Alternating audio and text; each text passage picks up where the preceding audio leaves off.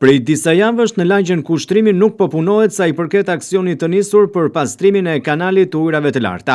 Si kundër ndiqni nga pamjet e filmuara gjatë paradites nga televizioni 6+1 Vlora, kjo ishte situata, njështje totale në këtë zonë, e cila lidh zonën e përmbarimit me rrugën e re, e për të dalë më pas pranë shkollës Perla. E ndërsa në këtë territor disa kohë më parë nisi me ritme puna dhe u duk se do të vijonte po e tillë, për momentin punimet kanë stopuar, dërsa situata është bërë problematike. Banorët e zonës e kryesisht të pallateve që jetojnë pranë kanalit kanë ngritur disa herë shqetësimet në televizionin 6+1 Vlora në lidhje me rrezikun që paraqet kanali hapur, të cilit si kundër ndiqni janë hequr edhe pllakat e betonit.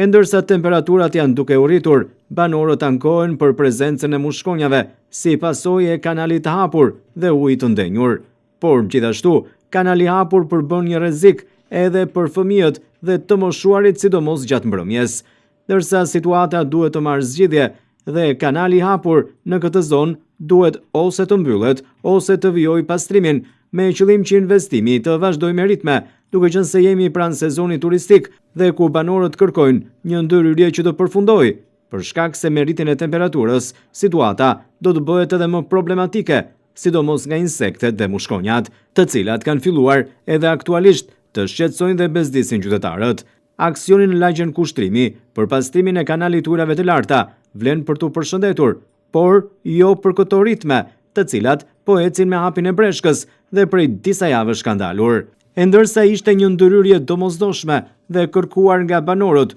duhet që investimi nisur të shkojë deri në fund dhe jo të mos ndodh, ashtu si kundër në fakt ndodh rëndom në qytetin e Vlorës, ku investimet e nisura zvarriten duke mos respektuar asnjë afat.